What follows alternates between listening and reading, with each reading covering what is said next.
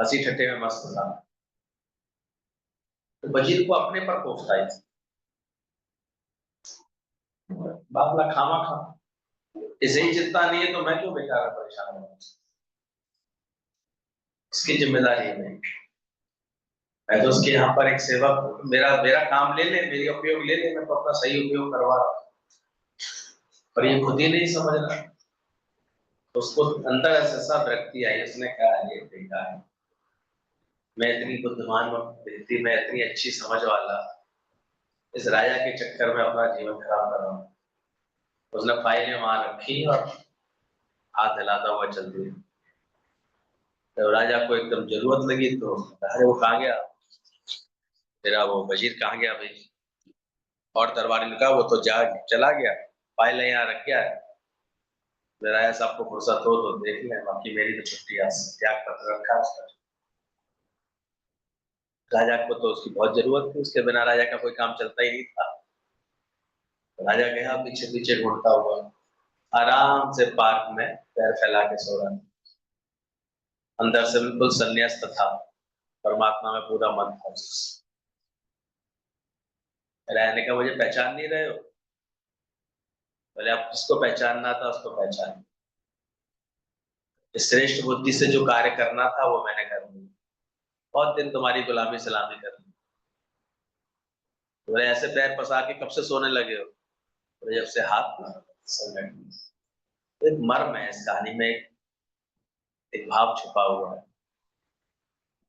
जगत में भी जब तक हम अपने चेष्टाओं को, अपने भावों को, अपने हाथों को समेटेंगे नहीं, ये गुलामी सलामी इस माया की करते ही रहेंगे, खुद ही अटके रहेंगे, और खुद ही हमारे चित्त में। भगवान ने कोई चिंता थोड़ी दी है, कोई विचार किया तो उसने बनाई। हम ही ने खुद अपना एक मक्कड़ जाल बना लिया है चारों तरफ, रोज उसमें उलझ करके दुखी सुखी होकर के फिर सोचते हैं सत्संग कुछ सुख दे दे, सत्संग कुछ समाज, सत्संग क्या है? अपना जाला खुद खा जाओ। होशियार मकड़ी होती है वो क्या करती है, वो जाल में फंसी हुई रहती है लेकिन उल्टा घूम घूम के अपना जाला खुद खा जाती है, फ्री हो जाती है। बनाया ही तुमने, खाना भी तुम्हें ही पड़ेगा। पर इसकी समझ बैठ जाए अंदर से, ये युक्ति पता लग जाए गुरु से, तो बड़ी बात होती है। बोले बाहर की हालातें हमें दुखी नहीं कर सकती, केवल हमारा ख्याल हमें दुखी करता है। जब अनुभव आने लगता है जीवन में तो ये बात समझ में आ जाती है कि आखिर किसने मुझे अशांत किया, किस चीज ने मुझे परेशान किया। इसलिए कहते हैं शुरू में ये ज्ञान श्रवण करके अपने ऊपर उसका इफेक्ट देखा करो। आखिर दुख था तो क्यों था, चिंता थी तो क्यों थी, मन में हलचल थी तो क्यों थी, कमजोरियां थी अंदर में तो क्यों थी। खुद के संग देखना चाहिए, मेहनत करनी चाहिए। इसलिए reformer wanted of themselves not of others. सत्संग सही समझने वाला हमेशा क्या बात समझेगा, वो स्वयं का उद्धारक बनेगा, तो किसी दूसरे को सुधारने में नहीं चलेगा। और आज हम लोग देखते हैं जितना जितना इस बात में सावधानी कर ली ना, उसका खुद का अंतःकरण बस साफ होता है और कुछ। तो हिम्मत वाले ही पार पहुंचते हैं। दुनिया में कैसे खुश रहें ये अकल होनी चाहिए। समझ आ गया? खुश रहना मेरा जन्म से दरकार है, मुस्कुराना मेरा जन्म से दरकार है। मैं सच्चिदानंद स्वरूप हूँ, ये ज्ञान हो जाए तो कैसे। हम उल्टे मार्ग अपना लेते हैं, है आनंद स्वरूप, और ये बात विवेक जगा ही नहीं पाते कि मुझे हमेशा खुश रहना, कभी किसी ख्याल से, कभी किसी के व्यवहार से, कभी किसी की बात से, कभी बेकार में अपने को नाखुश करते रहते। तो दुनिया में कैसे खुश रहे ये अकल होनी चाहिए। आज अभी मैं आनंद में हूं, कल क्या हुआ या कल क्या होगा, एक मिनट बाद क्या होगा ये सोचना नहीं है। तुम भगवान हो, तुम्हारे रिश्तेदार संबंधी होते ही नहीं है। कल हम गीता का 14वां अध्याय पढ़ रहे थे, अच्छा लग रहा था। भगवान ने स्पष्ट कहा है, ये जो मेरे मेरे ब्रह्म स्वरूप से उत्पन्न ये प्रकृति है, यही माता है। इस प्रकृति योनि रूप में, माता रूप में मैं ही इसमें बीज का संचार करता हूँ। मुझ और मेरी प्रकृति से मिलकर के ये सारी भूत योनियां डेवलप हो गई। पंचभौतिक का जो विकास हुआ है सिर्फ हम दोनों के संयोग से। तो हम सबकी उत्पत्ति का मूल कारण कौन है? और हम इसी भ्रम को बनाए रखते हैं, मैं तो इस माता पिता की संतान हूँ, मेरा ये फर्ज है, मेरा ये धर्म है, मेरी ये ड्यूटी है। तो और बनाते जाते हैं, बनाते जाते हैं। जी कहते हैं धीरे धीरे अपने परिवार को बढ़ाते जाते हैं, सौतेरी की तरफ फंसते चले जाते हैं। खुद ही अपने सेल्फ क्रिएटेड होता है। जो बात समझने लगते हैं गुरु की, तो ये सबको अपना मानते हैं। अज्ञानी केवल वो दो चार में अटक करके पूरा हो जाता है, तो किसी भी होता है। ज्ञानी कहता है सारी सृष्टि मेरा ही अपना आप है, मेरे ब्रह्म का पसारा है। वो ज्ञान से सोचता है इस बात। अज्ञानी अपनेपन से सोचता है तो मैं आनंद में हूं, कल क्या हुआ, कल क्या होगा। तुम हो तो भगवान। गीता ने बोला तुम्हारे रिश्तेदार संबंधी होते ही नहीं है,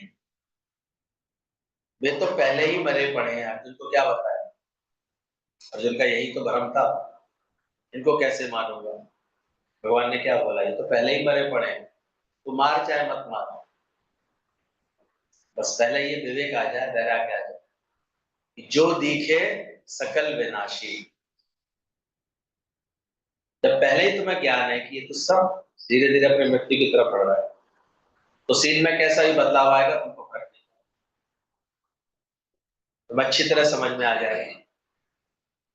जो जन्मे तो मरने की तरफ अपनी यात्रा कर रहा है।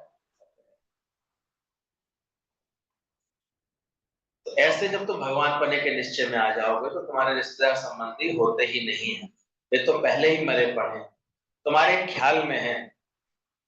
और कभी कभी देखो वही ख्याल में होते हैं जिनसे आप ज्यादा अपना ऐसे अटकाव करके बैठते हो। दो लोगों का चिंतन चलेगा, या तो मनमुटाव वालों का या अटकाव वालों का, या राग वालों का या द्वेष वालों का। ये राग और द्वेष दोनों ही ये तीखी तलवार है, काटती रहती है इंसान। बाकी दुनिया में इतने लोग रह रहे हैं, कभी किसी से कोई फर्क पड़ता है आपको? कोई 90 लोग मारे गए कल, बल्कि उल्टा सबको लग रहा वाह भारत, शाबाश शाबाश हमारी सेना को, जाबाजों को शाबाश, हमारी नेतृत्व को शाबाश। इतना सटीक उन्होंने निशाना लगाया, जो बोला वो करके दिखाया, और जो सब गौरवान्वित थे, इतना अच्छा लग रहा। ये सबक सिखाया थोड़ा सा उनको, समझ आई है तो बहुत हिम्मत वाला काम। और इतनी कुशलता से किया कि पाकिस्तान हक्का बक्का है। वो सोच रहा है कैसे मैं भी कुछ करूं कर तो पा नहीं रहा। ऐसा धमकाया है उसको ढंग से। बधाई हो सेना के लिए, अंदर से तालियां।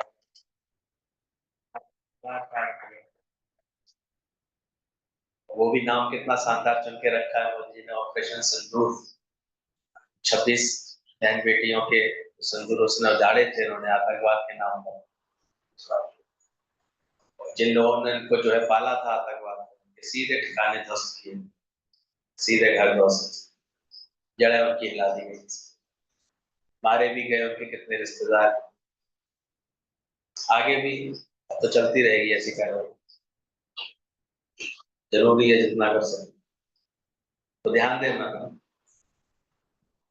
तो ज्ञान के बाद भी गुरु ऐसी हमको जो हिम्मत देता है, हिम्मत वाले ही पार पहुंचते हैं। दुनिया में कैसे खुश रहें ये अकल होनी चाहिए। सोचो किस किस को ऐसी अकल आती आ रही। नहीं तो मन ऐसा निगरा है, निगरा मन कैसा होता है? हर घड़ी हर बात का अफसोस, दुख, चिंता, विषाद ये बनाता रहता है। ये तो सत्संग में बैठाल बैठाल के गुरु ऐसी अकल देता है, कुछ ऐसा सोचो सुख मिले, अच्छा लगे, खुशी मिले, भरपूरता लगे इस तरह से। तो तुम भगवान हो, तुम्हारे रिश्तेदार संबंधी होते ही नहीं है। अब लिख तो लिया, वो बुद्धा ने लिख भी दिया है, समझ भी ले, सोच भी ले, लेकिन फिर हालत वही है, 100 जूते खाए तमाशा।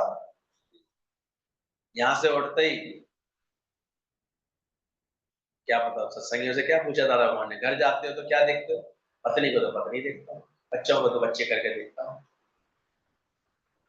रिश्तेदारों को तो रिश्तेदार करके देखूंगा। तो फिर दादा भगवान ने क्या कहा, तुझ में और भंगी में कोई अंतर होना चाहिए। भंगी को रोका, पार्क में झाड़ू लगा रहा था, बोले भाई एक बात बताओ, तुम घर जाते हो तो कैसे देखते हो अपने घर परिवार? तो पत्नी को पत्नी देखता हूँ, बच्चों को बच्चे देखता हूँ। अब अपने शिष्य दोस्त से बोल पूछा, तो बोले तू इतने दिन से सत्संग सुन रहा है, तुझ में और भंगी की समझ में कोई अंतर आना चाहिए कि नहीं? तो आपकी और भंगी की समझ में कोई अंतर आ चुका है कि अभी भी नहीं आया? नहीं आया है, ध्यान रखिए।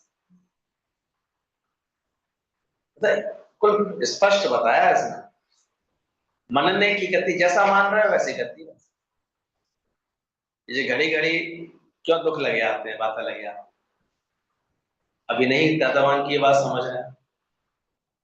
ये सब तुम्हारे ख्याल में है, संसार अंदर है, बाहर नहीं। ज्ञान का अच्छा अभ्यास कर लेता है वो संसार सारा बाहर हो जाता है, तभी वो तैयार हो जाता है, हो गए प्रलय इसमें सुखी, मुझको ना कुछ भी त्रास। हम लोगों ने गुरु जी को देखा, रहे वो जरूर अपने घर परिवार के बीच, परिवार ही बुलाया था, लेकिन अंदर से कितने असंग थे, कितनी निर्माणता, कितनी जो है इस कार्य के लिए ही केवल लगे। खुद का भी शरीर त्यागा तो बिल्कुल ऐसे जैसे कोई किसी से ममता है ही नहीं। ममत्व बुद्धि का ना होना, आसक्त बुद्धि का ना होना, अपनत्व ना रहना, ये ज्ञानी अपने अंदर से सफाई करता है। न मम न मामी, ना मैं हूं ना मेरा है, क्योंकि जो दुख लगने वाला है वो मेरेपन के कारण लगने वाला है। वैसे तो ज्ञानी अपने अपनत्व को, मेरेपन को यानी इतना विशाल कर देता है, अब सारी सृष्टि उसका परिवार है। दादा को बोला किसी ने, दादा अरे लातूर में भूकंप आया है, 50,000 लोग मारे गए आज। आपने खबर सुनी दादा? खबर सब पढ़ी आज की? दादा ने बस मुस्कुरा के एक जवाब दिया, मेरे परिवार में तो 50,000 से ज्यादा आज की रात पैदा हो गए। मेरा परिवार सर जाके गिन ले, इतने तो बच्चे पैदा हो ही गए होंगे और हॉस्पिटल नहीं हुए होंगे। अगर एक जगह घटना करके भगवान ने भूकंप ला करके इतने लोगों की अंतिम लीला कराई है, तो उसकी सृष्टि में कोई कमी आई है? इतने ही थे पैदा करे। मेरे परिवार में कभी कोई कमी आती नहीं, यानी ऐसे सोचता है, वो इस महापरिवार का से जुड़ जाता है।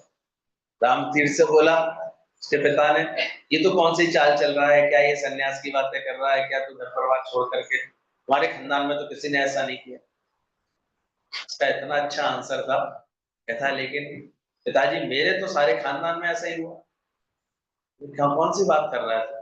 बोले मैं जिस खानदान से हूँ, बोले मैं संतों के खानदान से आया, ज्ञानियों के खानदान, मेरे यहाँ तो ये समझ सबके पास है। तो ये ज्ञान सुनते सुनते देखो क्या हमको ये समझ आ रही है, वो पहले ही मरे पड़े हैं, संसार अंदर नहीं बाहर है, ये सब खेल है, इसलिए साक्षी दृष्टा होकर के हो। जब लेटर लिखा होगा गीता भगवान ने, तब एक न्यूज थी, इंग्लैंड के राजा को एक लड़की ने कहा, यदि मैं तुम्हारी पत्नी होती तो तुम्हें जहर देकर के मार देती। सभी जानते हैं कुछ इस तरह के आचरण होते हैं, इस तरह के उनके अजीब से तामसी प्रवृत्तियों वाले जीवन हो जाते हैं। पत्नी अलग है, रखेल अलग है, गर्लफ्रेंड अलग है, ये अलग है, ऐसी स्थितियां होती हैं। तो किसी ने स्टेटमेंट दिया कि राजा को बोला कि अगर मैं तुम्हारी पत्नी होती तो तुम्हारे को अभी तक जहर देकर के मार देती। तो बादशाह ने कहा सही है, यदि मैं तुम्हारा पति होता तो अवश्य वह जहर पी लेता। इस तरह का उस समय कोई जोक चला होगा इंग्लैंड के राजा के लिए, उसकी ऐसी हरकतें रही हो। तो गीता भगवान ने इतना अच्छा लिखा, सच है जो दूसरों के जीवन को जहर करते हैं वे जहर पीने के लायक हैं। क्या करते हैं, जो पवित्र भावों से नहीं रहते हैं, गंदगी यहीं रखते हैं, हमेशा मन में भाव से दूषित ही रखते हैं, उनका जीवन पर किसके लायक हो जाता है? जहर पीने के लायक ही। तो बादशाह ने कहा यदि मैं बोले यदि सच में जो दूसरों का जीवन जहर करते हैं तो जहर पीने के लायक ही। तुम भी देखो, अगर तुम्हारे किसी बात से, तुम्हारे किसी आचरण से किसी को कष्ट मिल रहा है, उसकी बददुआ नहीं लगेगी तुम, ऐसी बच जाओगी? कोई मजाक हो रहा है? वो भी जहर पीने लायक ही रहेगा। ये तो गुरु आज रोज रोज सिखाता है, बोले एवरीबॉडी तो प्यार करते चलो, सबके लिए अच्छे भाव रखते चलो, सबको प्रेम देते चलो, तो एक दिन ऐसा हो सकता है कि तुमको सबका प्यार महसूस हो, सब तुमको प्यार करें। आज ब्रह्मज्ञानी का, गुरु का जीवन देखते हैं, सारी सृष्टि उनसे कैसे प्यार कर रही है। सब महसूस करते हैं दादा के साथ बड़ा प्यार है, दादा का बड़ा प्यार, हमारा बड़ा प्यार। क्यों ऐसा लगता है? क्योंकि उनके अंदर कोई दोष दृष्टि है ही नहीं किसी के लिए, किसी में कुछ बुरा देखने की, कुछ खराब देखने की उनके अंदर दृष्टि है, समझ आएगी। अपने को ब्रह्म जानते हैं, सबको ब्रह्म जानते हैं, तो ऑटोमेटिक सचती है बात समझो। तो अपनी स्थिति ऐसी बनाओ, तो धीरे धीरे ये ब्रह्म भाव को समझ रहा होगा, आत्मिक प्रेम करना सीख रहा होगा, खुद महसूस करोगे मेरे अब दुश्मनों का सबका खात्मा हो गया, किसी से दुश्मनी लगी ही नहीं होगी, किसी से विरोध लगता ही नहीं होगा, किसी की व्यवहार बात खराब लगती ही नहीं होगी, कहाँ चले गए? और पहले कहाँ से पैदा हो गए? इधर सजे उधर। यहाँ किसी के लिए भी कुछ उल्टा पुल्टा सोच लिया, खराब सोच लिया, बुराई सोच ली, खराबी सोच ली, वैसा महसूस होने लगता है। तो बोले सच में जो दूसरों का जीवन जहर करते हैं वे जहर पीने के लायक ही। तो ज्ञान के बाद देखना क्या हमने अपना जीवन ठीक से बिताया है। एक अंधे के पास भगवान आए, भगवान ने कहा आंखें दो, तो अंधे ने कहा अरे मुझे आंखों की क्या जरूरत है, 8 बेटे हैं, 8 बहू हैं, ये 16 जोड़ी आंखें हैं मेरे पास, तो ये मेरी मदद करेंगे, मुझे क्या जरूरत है आंखों की। लेकिन जब एक बार घर में आग लगी तो दूसरे सब भाग गए, वो अंधा अकेला फंस गया। तो ये समझ है, गुरु भी आता है, आओ तो मेरे पास, मैं तुम्हें आंख दूं, ज्ञान की आंख दूं, तो उस समय हम लापरवाही करते हैं। तो कहता आओ मेरे साथ तो अभ्यास करो, तुम्हें ज्ञान की आंख नेत्र मिल जाए, तुम्हें ज्ञान की समझ मिल जाए, तुम कैसे आनंद स्वरूप को समझ में आ जाए, तुम कैसे ब्रह्म स्वरूप को तुम्हारी समझ में आ जाए। और उस समय तो हम घर बार है, मेरी ये जिम्मेदारी है, मुझे घर देखना है, परिवार देखना है, ये सेवा करनी है। जैसे वो बोला था 16 आंखें हैं मेरे पास, मेरे को क्या चिंता, मुझे क्या चिंता। पर जब जिस समय कोई हालत आती है, बात आती है, सब छोड़ के भागते हैं ऐसे। तो उस समय पूछो कोई तुम्हारा दुख कम कर पाता है सिवाय गुरु? तुम्हारी आग कोई बुझा पाता है? कल थोड़ी सी कह रही थी वो बेटियां कि हमें थोड़ी तसल्ली मिली, फिर भी हम देखते हैं अगर ज्ञान होगा तभी ये दुख मिटता है अंदर का। इतना गहरा दुख बैठ जाता है, वैधव्य का दुख, किसका दुख, कौन है हमारा, हमारा तो दुनिया ही उजड़ गई, हमारा तो सब लुट गया, क्या क्या सोचते रहे। क्योंकि लक्ष्य उनके जीवन का इतना सही होता है तो लगता है। ये तो गुरु इतनी अपने आत्म स्वरूप को जानना जब लक्ष्य बना देता है तब बात का ठीक है। तो लगता रहता है ऐसे कि हमारी मदद करेंगे, पर क्या जरूरत है ना, मुझे आंखों की क्या जरूरत है। और जब घर में आग लगी, जब कोई हालत आती है, परिस्थिति आती है, तब देखो क्या हालत होती है और क्या काम आता है। वैसे भी देखो संसार में थोड़ा देखने की आंख गुरु से लो तो देखो सही तरह से होता क्या है। जिस कुटुंब के लिए, घर परिवार के लिए हम इतना मरते रहते हैं, हम सब घरों में देखते हैं, झांक करके यही दिखता है, बेटियों को दामाद ले गए, बेटों को बहू ले गए, ड्राइवर कंडक्टर अकेले, और उसमें से भी एक निकल जाएगा।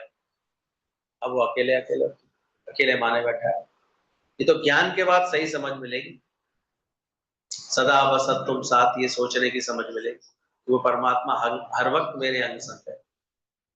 नहीं तो भ्रमित होता रहता है इंसान, परेशान होता रहता है।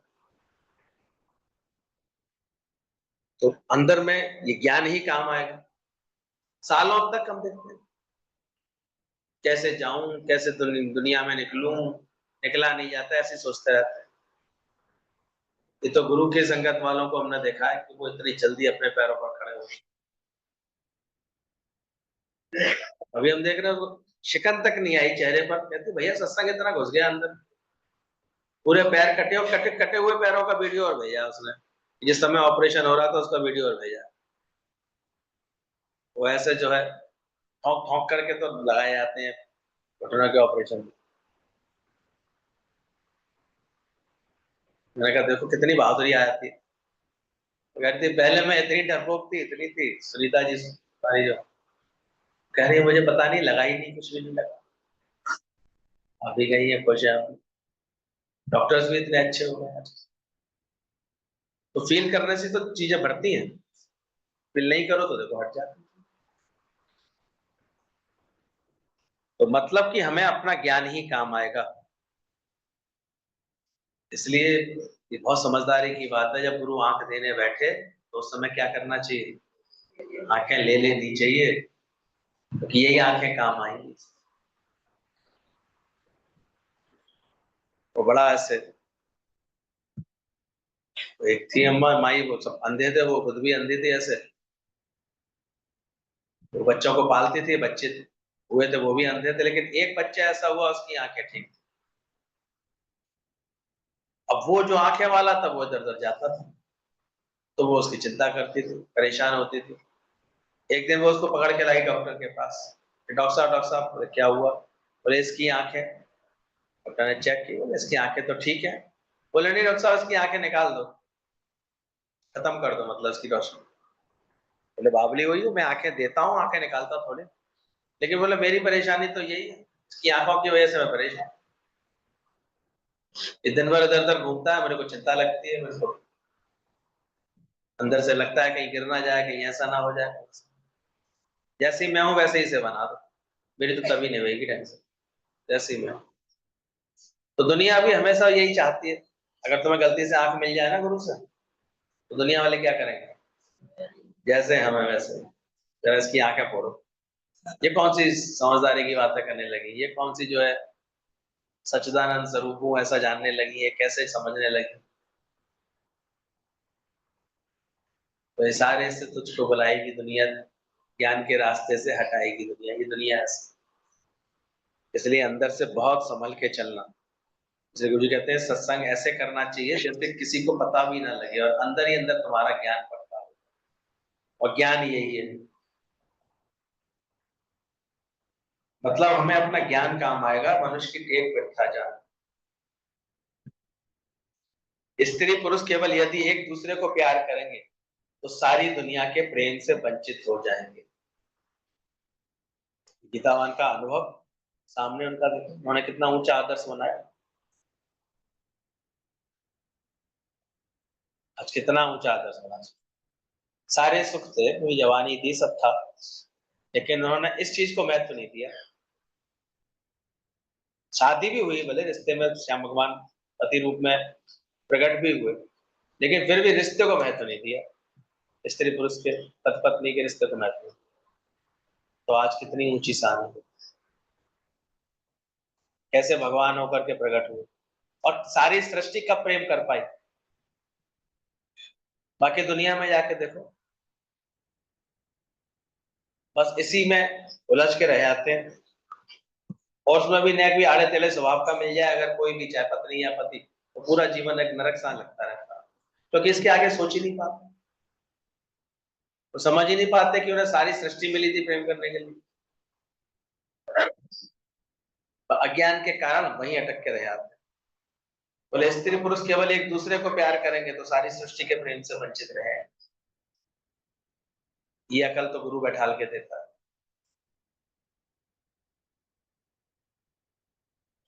ये तो बिना ज्ञान के तो बस यही अटकाव कोई जीवन समझ बैठ, ये मेरा धर्म है, मेरा फर्ज है, मेरा विश्वास का दुख है, अविश्वास का दुख है, ये करते हैं। सुख मांगा तो दुख आ गया। बोले उनका बड़े कुटुंब से जुदा होकर ही जाएंगे वो, उनका सर्वव्यापी प्रेम होगा ही नहीं। ये तो जो ज्ञान की समझदारी ले लेते हैं वो भले जहां भी रह रहे हैं वहां भी प्रेम रखते हैं, लेकिन अपना जीवन सर्व के प्रेम के लिए बनाते हैं। तो जितनी अकल आ जाए, जितनी अकल आ जाए। आज क्या है हमारे गुरुजनों का जीवन क्या है, शांति से वो भी तो अपने घर परिवार में जी सकते थे, लेकिन उन्हें क्या मजा आया, ये सच अपना पहले दौड़ के लिया गुरु से, फिर ये बांटा, सबको ये रंग लगाया, सबको ये प्रेम दिया। राजा जनक ने पहले इस कार्य को किया,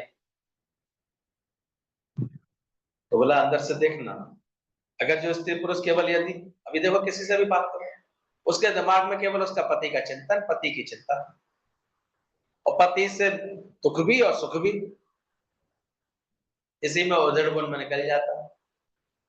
फिर पति के बाद आ जाते हैं बच्चे, फिर बच्चों की ममता, वो ममता कहाँ, इसके आगे कोई सोच पाता है।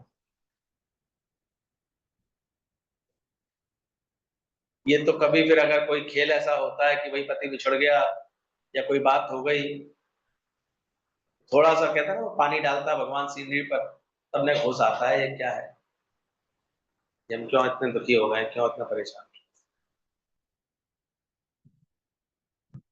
तब ये ज्ञान की बात समझ में आती थी। ये तो समझदार है, वो समझ समय रहते पहले ही समझ रहे इस बात कि अपने लिए जिए तो क्या जिए, जिए दिल जवानी, कर लो सबसे प्यार जगत में कोई नहीं कराए। और जिन्होंने भी ऐसा किया, जैसे गीतावान ने बढ़ के ये कार्य किया, तो कुछ बिगड़ा, ये संसार ही जैसे उनका कुटुंब बन गया। और श्याम डैडी कितने आनंद से बताते हैं बात, कभी था कि एक बच्चा हो, ये इस भावना आई थी, अच्छा था, लेकिन अब इतने बच्चे मिल गए, डैडी डैडी कहने वाले, दादा दादा कहने वाले, तो दादा कहने वाले, पर ये कब संभव हुआ है, सब केवल अपने लिए सोचा, सबके लिए सबके प्यार की बात सोची, तो इतने बड़े कुटुंब से जुदा हो जाते हो, उसका सर्वव्यापी प्रेम होगा ही नहीं जब तक ये अटका अटकी रहेगी। और उसके बाद दुख लगेगा, तो क्या है, साथ रहते थे, मैं चाय बनाती थी, वो चाय पीते थे यहाँ बैठ के, दुख तो लगेंगे, नहीं लगेंगे अगर एक ही अटके रहोगे, सर्व से प्रेम नहीं करोगे, बताओ दुख लगेंगे कि नहीं लगेंगे। इसलिए गुरु आकर के प्रैक्टिस कराता है। कितनों को देखा, अगर ज्ञान की समझ नहीं हो, सामान देख देख के दुखी होती रहेंगी, बाद में कुछ हो जाए तो परेशान होते रहेंगे, उलझे रहेंगे। फिर स्वभाव है बिना ज्ञान के टोका टाकी, सहन होता नहीं है, मीठा बोलना सीखा नहीं है, नम्रता आती नहीं है, तो ज्यादातर झगड़ा घर घर लागी, आज जाके देखा, पति पत्नी के नाम में है क्या, एक ओपन बैटल फील्ड है अच्छी खासी, जंग चलती रहती है, कभी कोल्ड वार कभी हॉट वार, वर्ल्ड वार 3 कहाँ पर है, हमारे घर में ही ऐसे कहते, सारी बात, कहीं स्वभाव नहीं मिले, कहीं कोई बात नहीं मिली, कुछ नहीं मिला। ये तो सत्संग के बाद ही संस्कार आता है कि जैसे भी स्वभाव संस्कार के आप अंदर से स्वीकार करते हैं, खुश रहते हैं, अच्छा पॉजिटिव सोचते हैं। ये तो चले जाओ, आजकल के तो घर घर में ऐसे शक शुबह, ऐसा गंदा चरित्र बनता जा रहा है सबका, ऐसे सब एक दूसरे के लिए गलत भावना रखते जा रहे हैं, हो क्या रहा है। सारे सीरियलों को उठा के देख लो, जो अच्छे अच्छे देखती है ना, फाड़ फाड़ के कहानी घर घर की, क्या है उसमें, देख लो यार, वो उससे राग द्वेष कर रही है, वो उससे राग द्वेष कर रही है, वो अपना जो है अहंकार कर रही है, वो अपने हिसाब से चल रही है, वो उसको, एक कैरेक्टर अगर कोई होगा जो सबके लिए ऐसे मिटने का भाव रखता, उसको सब प्यार, मतलब वो थोड़ा लीडिंग रोल कर रहा है, बाकी तो सब यही कर रहे हैं। वो क्या रहा है दुनिया में बेकरारी के साथ? जितनी संपदा उतनी आपदा, ध्यान रखना, ये तमोगुण और प्रधान हो जाता है जाकर के, तमोगुण इतना हावी होता है, आलस्य, प्रमाद, निद्रा, यही घर पे छाया रहता है हर समय। 11-11 बजे तो सो के उठ रहे हैं लोग, 10 बजे सो करके उठ रहे हैं, रात को 2-2 बजे तक ऐसे क्लब पार्टियों से लौट रहे हैं, क्या प्रमाद रह ही नहीं गया है कि कोई एक बात ढंग से कह रहे हैं, यहाँ पर बात करते तो झगड़ा है। देख लो घर घर में क्या हालत है बिना ज्ञान के, बात की नहीं कि झगड़ा तैयार, कैसे करे, अकल ही नहीं है बात करने की। समझ में तो ये लगी, अहंकार इतने जल्दी टकरा जाता है आजकल, इतनी जल्दी इनको टकरा 2 मिनट में। और जितनी जितना जितना अंदर में धन का वो प्रभाव है, उतना ज्यादा प्रिय अंधकार है। कैसे सहन करें। पहले तो ये होता था, चलो पत्नी के नाम पर ऐसा धर्म होता था कि भाई मुझे सब बातें समझनी है, मुझे घर संभालना है, ये संस्कार होते थे। अब तो ये संस्कार नहीं है। कोई माँ दे रही है अपने बच्चों को संस्कार, एमबीए करा रही है, उसे बीटेक करा रही है, उसको नौकरी के लिए कह रही है, संस्कार के नाम पर कुछ नहीं। और शादी भी करानी है, 2 महीने 6 महीने 8 महीने खत्म किया, ऐसा ऐसा होता दिख रहा है। मन खराब है, खराब है, रिश्ता खराब है। वो अच्छे संस्कारों से सोच ले तो निभा ले जाता थोड़े से, घर घर लाके। तो ध्यान रखना, अपना कुटुंब बढ़ेगा उतना बाहर के कुटुंब से दूर होगे। इसलिए हमारे गुरुजनों ने ये गलतियां की नहीं। चलो जन्म लेना तो अपने उसमें नहीं था, लेकिन उन्होंने आगे फिर बढ़ाई दी किस्सा, शादी ना कोई बच्चे। इन्हीं में आदमी भटक जाता है, ये माया जाल। बोले गरीब की दिल बड़ी होती है, साहूकार की दिल छोटी होती है। इसका अनुभव देखो तुम्हारे पास है। साहूकार कितनी चतुराई से बात करते हैं, गरीब जी थोड़े से सच्चाई से बात करेंगे, जो बात है जैसा। इस साहूकार के पास जाने में आप 4 बार सोचोगे, गरीब के घर में। चलो चलो मिल लेते, देखा करो किसकी दिल बड़ी होती है। साहूकारों के आएंगे घुन लगे काजू, जाके देखो खाने को क्या मिलेगा। तो बहुत देर बाद ऐसे एक नौकर आएगा, सुनते नहीं है, वहां है ही नहीं, यानी कहाँ चले गए नौकर, कुछ कर ऐसे 2-4 बार तो झीक लेंगी, तब ऐसे होगा। बेचारा प्यासा था, उसे प्यास लगी, सेठ दरवाजा घर था, सेठ जी निकल के आए, सेठ जी जरा पानी पिला। सेठ जी उधर उधर देखने लगे, बहुत देर हो गई, बोले "गुरु जी बहुत प्यास लगी, पानी पिला दो।" फिर सेठ जी इधर उधर देखने लगे, तो सेठ जी कहीं पानी पानी पिला दो आप। बोले अभी रुको, अभी आदमी आने दो। बोले थोड़ी देर के लिए आप ही आदमी बन जाए,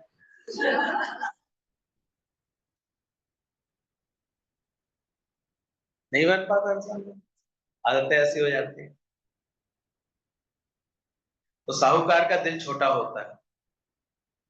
एक गरीब अपनी स्त्री के साथ सोया पड़ा था, एक अंदर झोंपड़े में सोया पड़ा था। तीसरा बाहर से आया, और पानी पड़ने लगा तो बाहर से आया, दरवाजा खटखटाया। स्त्री ने कहा हम लेटे हुए हैं, इतनी जगह भी तो नहीं है कमरे में। गरीब ने कहा कोई बात नहीं, 2 जने सोए हैं तो क्या, 3 जने बैठ जाए। तो बुला लिया, फिर और लोगों ने, 2 लोगों ने दरवाजा खटखटाया। बोले अब कहाँ जगह है, तो वो बोलता है 3 बैठे हैं तो क्या 5 खड़े हो जाए। छोटा सी झोपड़ी थी उनकी, 6x6 की। तो वो बोले उसके पास फिर और 2 और उन्होंने खटखटाया, तो और कुछ बात नहीं, सट सट के खड़े हो जाएंगे, पानी से तो बचेंगे बेचारे। उसके बाद दरवाजा खटखटाया तो देखा गधा था। बोले अब क्या करोगे, तो कुछ नहीं, गधे को अंदर बुलाएंगे, गधे पे बैठ जाएंगे, ये भी तो बचे है पानी से। तो गरीब का झोंपड़ा तो ऐसे कहते हैं, सब समाज आते हैं। तो देखो तुम्हारा दिल कैसा है, गरीब का झोंपड़ा है या अमीर का महल है, दिल की हालत है। बाकी अमीर और गरीब इससे हमें कोई मतलब नहीं। दिल कैसा है, सबको प्यार कर लेता है, सबको संभाल लेता है, सबके आने पर खुशी करता है, आनंद में रहता है। कैसा करा है गुरु ने, तुम्हारा दिल कैसा करा। कुटिया में बाजे एक तारा और महल खड़े।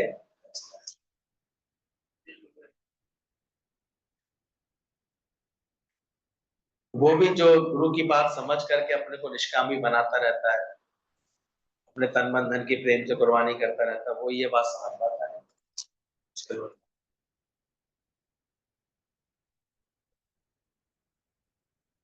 दिल में जगह है तो झोंपड़ी भी बड़ी हो जाती है। देखो कैसे कैसे जीते हो, कैसे रहते हो। दादा कहते हैं, क्या तुमको लगता है कि जब अपने घर में शादी होती है तो कितने भी आ जा अच्छा आ जाओ आ जाओ ऐसे करते। दादा कभी चलते थे बस में तो बिल्कुल ऐसे ठसाठस होती थी। दादा कहते दादा आपको तकलीफ हो रही होगी, आप खड़े होकर चल रहे हैं। बोले क्यों, मेरे बेटे की बारात जाती है और ज्यादा बाराती आ जाते तो मुझे खुशी होती है कि दुख लगता हूँ। मैं तो ऐसा फील कर रहा हूँ। एक सोच का तरीका है, ज्ञानी को होता है। वो जाम में भी मजा ढूंढ लेता है, अज्ञानी के ख्याल उसको दुखी करते हैं। तो ज्ञानवान का बोला ये सर्वव्यापी प्रेम उसका हो जाएगा। जो स्त्री पुरुष केवल यदि एक दूसरे से ही प्यार में अटके रहेंगे, एक दूसरे के चिंतन में अपना पूरा जीवन रखेंगे, तो सारी दुनिया से प्रेम से वंचित हो जाएंगे। इसलिए धीरे धीरे सत्संग समझ कर, ज्ञान समझ करके सर्व से, और वो भी ज्ञान वाला प्रेम, सच्चा प्रेम से करने का भाव जगाना चाहिए।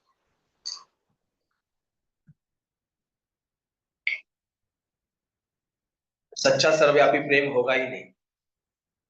जितना अपना कुटुंब बढ़ेगा उतना बाहर के कुटुंब से दूर होगे। ये भी चेक कर लेना। आपका उतना, आपका व्यवहार का दायरा बढ़ जाएगा। अब देखा करो व्यक्ति को, साहूकार लोग कहाँ सत्संग में आ सकते हैं।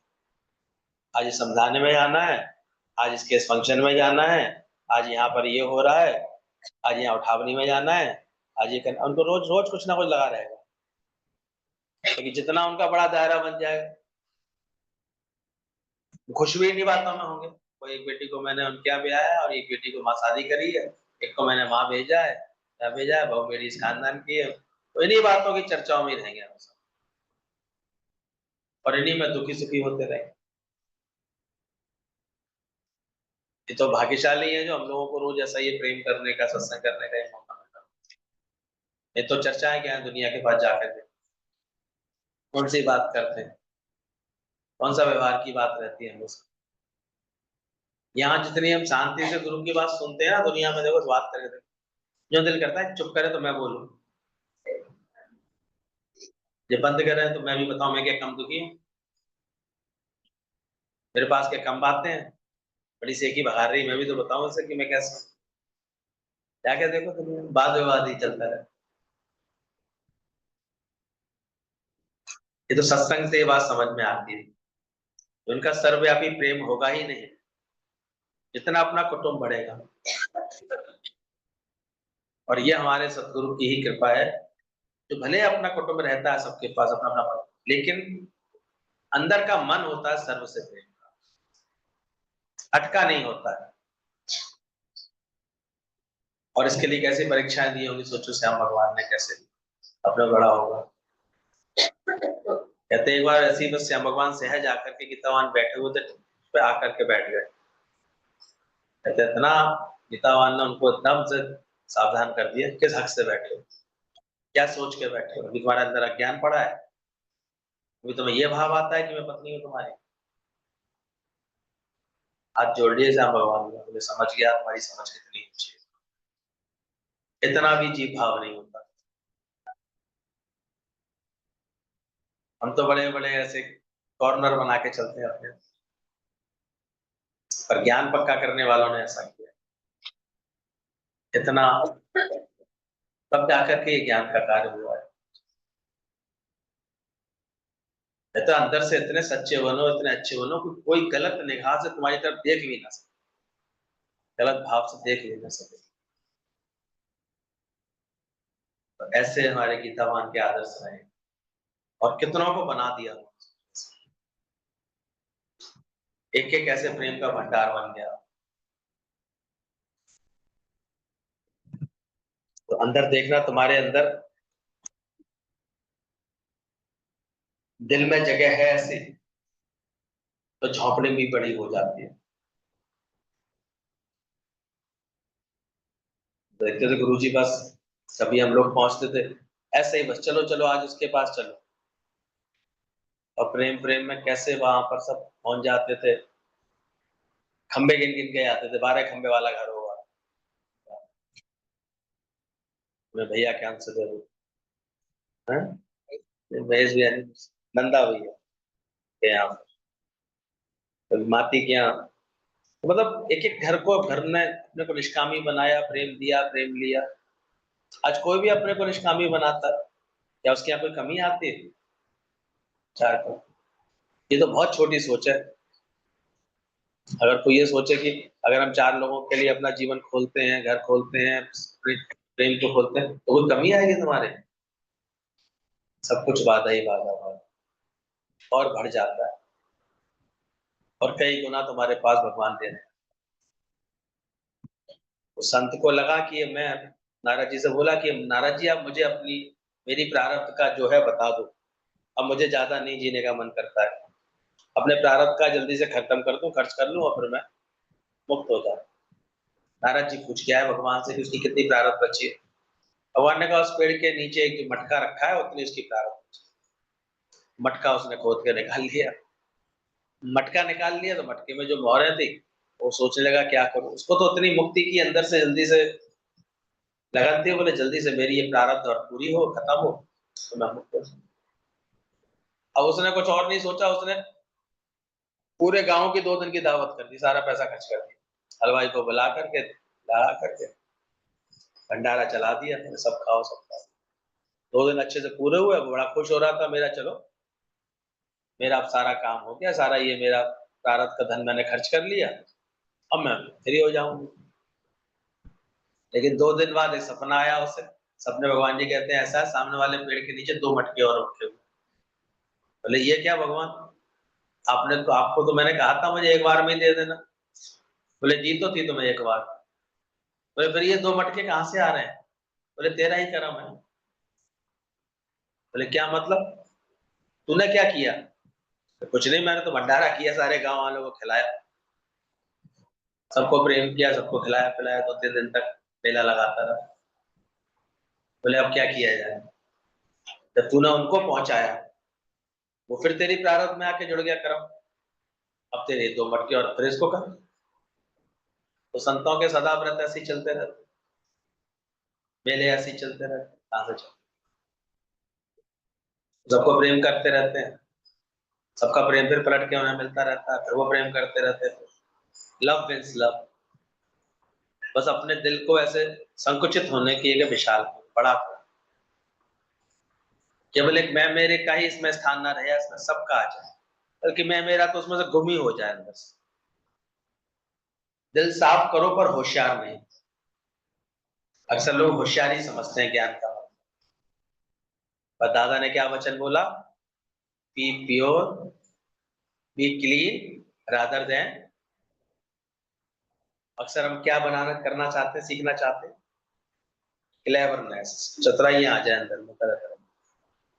कि दादा ने क्या बोला, क्या करो, क्लीन करो, साफ दिल बनाओ, भावना सबके लिए अच्छी बनाओ, दिल साफ करो पर होशियार नहीं बनो, बच्चों की तरह साफ अनजान हो जाओ। बच्चे कितने सरल होते हैं, कितने साफ होते हैं, प्यार से आके कह देते हैं पापा कह रहे हैं, पापा घर में नहीं। उनके अंदर क्या है, कुटिलता नहीं है, उन्हें ये भी एहसास नहीं है कि पापा ने कह रहे हैं कि बजाओ कह दो पापा घर में नहीं है, तो वो, उन्हें ये नहीं पता अंदर में ऐसी कोई दंड फंद है ही नहीं। वो बड़े प्यार से कहेंगे पापा कह रहे हैं, पापा घर में नहीं। क्या है उनका दिल, साफ, निर्मल होता है बच्चा, सहज होता है। तो बच्चों की तरह साफ, अनजान हो जाओ। बहुत नॉलेज ठूस लेते हैं, ये जानता हूँ, मेरी ये जानकारी है, मैं ऐसा है तो, और ढेला किसी को प्यार भी नहीं कर पाते, ऐसे जीवन से क्या फायदा। बहुत चतुराइयां रख भी ली, ज्ञान ध्यान की बहुत चतुराइयां कर ली, क्या फायदा। भगवान की एक प्रॉमिस है कि वो चतुराई ना भाई उसे, वो प्यार करे अनजान से, ऐसे। भगवान ने बोला वो भगत मुझे प्यारा है, तो सुबह उठ करके मुझे प्रणाम करता है, दोपहर में एक बार करता है, शाम को करता है, और उसके अंदर अहंकार नहीं है। लेकिन सत्संग से देखना, सफाई कर रहे हो अपने अंदर की, कहीं होशियारियां तो नहीं कर रहे हो तरह तरह। अभी सत्संग भी बड़ा होशियारी वाला हो गया, चतुराई वाला हो गया। आजकल तो ये जूम मीटिंग क्या शुरू हो गई, इससे तो और मुसीबत हो गई। बस अपनी लिंक दे जाओ, प्यार करके ये करो, और हमारा जो सत्संग सुनो, बस यही सब होता रहता है। किसी के संग बैठ करके किसी के साथ उसका ज्ञान निवृत्त हो जाए, उसके मन को ये ज्ञान की सब, उसका जीवन निष्कामी बन जाए, प्रेमी बन जाए, इसकी तरफ तो ध्यान ही नहीं रहता इन्हीं बातों में, और मन बहला रहा है सब एक दूसरे का। पहले गुरु जी की मेहनत होती थी इतनी के साथ, जो सत्संग में आके बैठता है तो कम से कम 1-1.5 घंटे तो पहले उसके इसमें गए, फिर इन बातों के प्रभाव में, और फिर अगर कोई बात है वो गुरु से पूछता है, बात करता है और अपने लिए सही सलाह लेता है, उससे उसकी माया कटती थी। आज कोई घर बैठे बैठे सुनता रहे सत्संग, पता नहीं आपको विश्वास है उसकी माया नेक भी कट सकती है, कट जाएगी, कट रही है क्या? ये तो जब तक साकार के संपर्क में नहीं होगा, नियम के अपने को निष्कामी जीवन बनाने के प्रयास में नहीं होगा, माया कट सकती है, कैसे कटेगी? तो सत्संग भी क्या बन गया आजकल, चतुराई ऐसी चीज, सफाई रखनी चाहिए जैसे अंदर की। तो दिल साफ करो, होशियार नहीं बनो, बच्चों की तरह साफ दिल, अनजान हो जाओ। कोई कहे कि मैं केक खाऊं भी और बच्चे भी, ये दोनों बातें नहीं होती। भगवान भी मिले और मैं भी रहूं, ऐसा नहीं होगा। सोचो, केक कटे भी और बटे भी और बचे भी, या तो बांटो नहीं, बांटोगे तो बचेगा। तो ऐसे ही इस ज्ञान के बाद होता है, भगवान मिले भी और तुम भी बचे रहो, या तो भगवान रहेगा या तुम रहो। इसलिए लास्ट में गुरु के रूप में क्या रह जाता है, उसकी मैं हट जाती है, मैं मिट जाती है। सेवा करते करते इस कार्य में लगे लगे लगे लगे उनका जो है सारा मैं मिट जाता है। शिष्य गुरु के पास सब पदार्थ लिख करके ले गया। एक बार गुरु ने बोला, तो जो चाहिए लिस्ट बना के लाओ, मैं आज सबकी भावना पूरी करूंगा। शिष्यों को लगा आज तो बड़ा अच्छा मौका है, गुरु जी खुद मुख से कह रहे हैं जो चाहिए सब लिस्ट बना बना के ले आए। शिष्य से लिस्ट बना करके ले आया पदार्थों की। गुरु ज्ञान तो सच्चा सुनाते थे, गुरु ने सब पदार्थों के आगे क्रॉस क्रॉस करके उसकी लिस्ट में लास्ट में क्या लिख दिया, पीस ऑफ माइंड। गुरु ने तो बोला तुम्हें क्या चाहिए, पर क्या चाहिए इसकी भी अकल तो गुरु ही देता है। क्या चाहिए, क्या पदार्थों में है, पदार्थ अभी तक मिले हैं क्या, पीस ऑफ माइंड मिल गई थी? इतने संबंधी मिल गए, इतना सब मिल गया, पीस ऑफ माइंड मिल गई, तो भाई बड़ी सुखी हो गई होंगी, अब तो शादी करा है, मिल गई पीस ऑफ माइंड। पता, मानती नहीं है, जिद करती है। क्या मिल गया बताओ? देखा, देखो दुनिया ही, दुनिया की बात कोई सत्य समझना, किसी को ज्ञान के लिए तो उसका जीवन नहीं बनता। अब देखो फिर उसका रंग देखो, खेल देखो। जुआ है, दाव अच्छा भी लग सकता है, दाव खराब भी लग सकता है। जुआ है, फिर बुराइयां करना बैठे, फिर झगड़े कर लेना, उसमें क्या हो? बड़ी आदत पुरानी ना बातों से बदलती। ये तो ज्ञान की अकल आ जाती है, तब हर बात को एक्सेप्ट करना, स्वीकार कर लेना, सुंदर बना लेना, अच्छी नजर से देखना शुरू होता है। जब अच्छी नजर से देखें, अच्छी बात से देखें।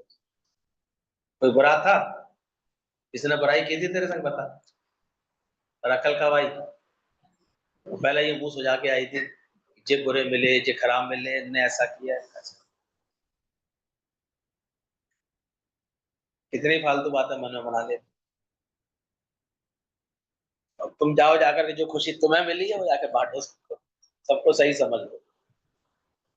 ज्ञान की समझ के बिना, बिना ज्ञान हर कोई धोखा ही खाए, प्यासा ही आए जैसे प्यासा।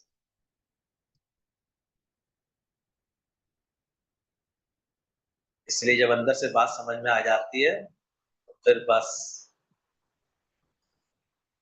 एक गुरु, गुरु का ज्ञान, गुरु का प्रेम और फिर ये निष्काम भाव से जीना, बस यही रह जाता है। क्या मांगो अच्युत नारायण। तो मन की शांति ही सब कुछ है। ये घर कुंवारी लड़कियों के लिए जेल है। तो कुंवारे होती हैं लड़कियां, तो उन्हें घर कैसा लगता है? जेल की तरह। जेल, जहाँ घुमाओ वहां चली जाओ उस तरह। स्त्रियों के लिए कारखाना बन जाता है काम का। ये काम है, वो काम है, इतने काम है। कितने अनुभव से गुरु की वाणियां निकलती। घर कुंवारी लड़कियों के लिए जेल है, स्त्रियों के लिए काम करने का कारखाना बन गया है। पर घर को मुसाफिर खाना करके समझो। ये तीसरी और सही समझ हमें किससे मिलती है? कैसे समझो घर को? क्या मतलब मुसाफिर खाने का?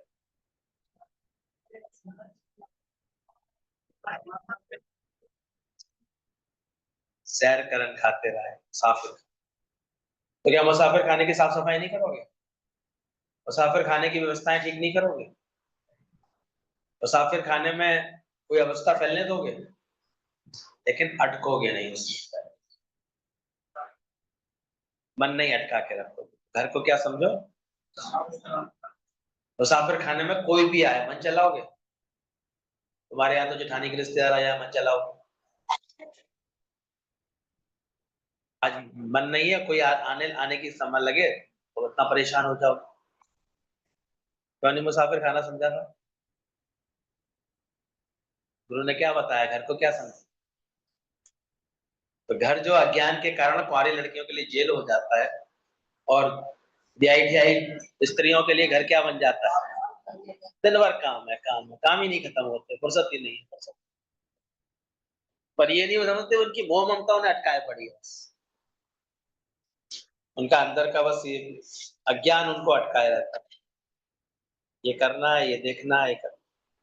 लेकिन गुरु की जब कृपा होनी शुरू होती है तो धीरे धीरे हमारे लिए घर क्या बन जाता है? सही समझ चलने वाला है। मनुष्य जन्म में लाए, पहला पहला लक्ष्य है ज्ञान प्राप्त करना। तो सत्संग का नियम हम अच्छा बनाते हैं। कितनी अच्छी पहले बैठे रहते थे, अब सबको अकल आ गई है। एक घर के मेन लॉक की 2 या 3 चाबी बनाओ। एक बच्चे को दो, एक हस्बैंड को दो, एक खुद के पास हो। अटके क्यों पड़े एक दूसरे में? क्यों आधार लेके चल रहे हैं? समय पर खाना और जिम्मेदारी है, तैयार रहे। कैसरोल में लगा हुआ, टेबल पे रखा हो। तो बंधन तो नहीं है कि हमें आना ही आना है, हमें बैठना ही बैठना है, करना ही करना है। ये अकल। ऐसे चलना गुरु ने सिखा दिया, नहीं तो उसी में। खाना तो बना पड़ा है, पर सुबह से 12 बजे से इंतजार चल रहा है, वो आएंगे तो खाएंगे, आएंगे तो खाएंगे। वो 4 बजे आ रहे हैं, 5 बजे आ रहे हैं, 6 बजे आ रहे हैं। उसके बाद भी क्रोध क्रोध हो रहा है। कुछ कह दो तो मन मुटाव हो रहा है। कहाँ ये ज्ञान की समस्या है? ध्यान ही नहीं।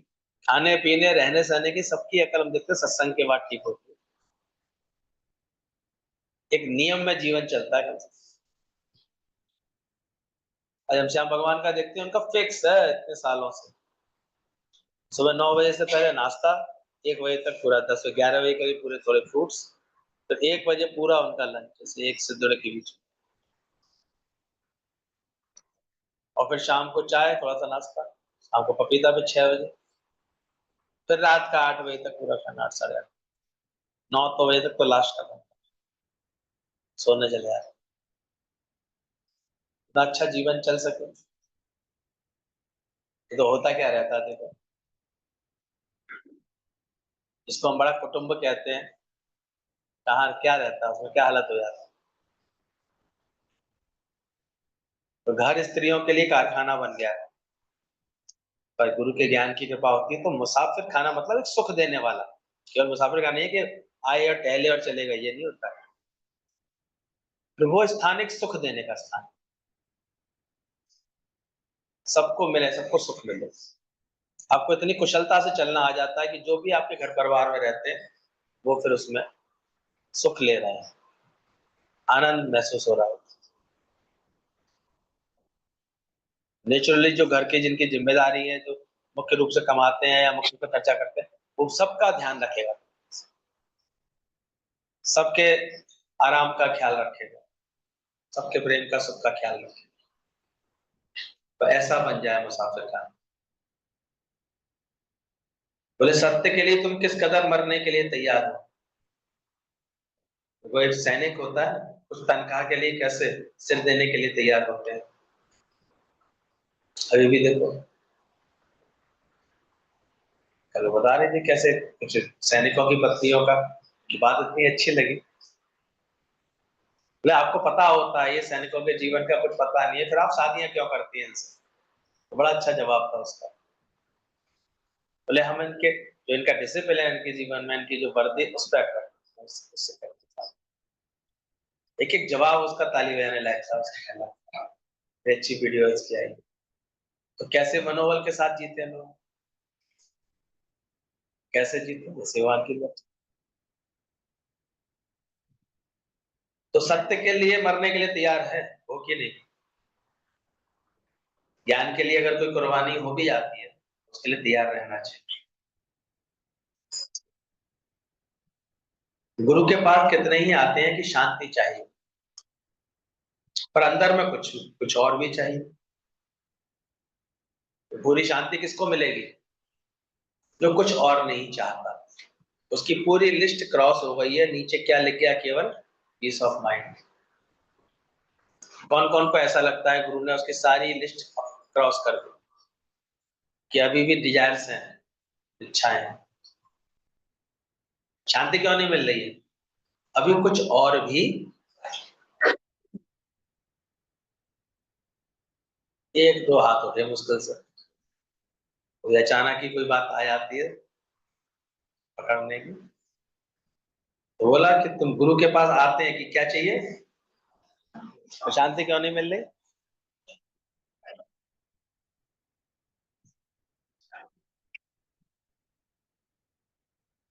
अब जरा सोच के बताओ कितने लोग हाथ उठा सकते हैं, क्या चाहिए।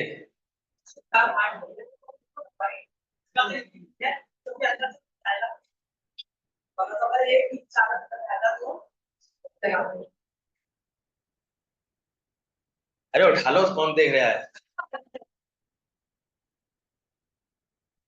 लेकिन नहीं, रह गई कोई अभी इच्छा, रात में उठा पा रही, कैसे रह गई तुम्हारी बताओ।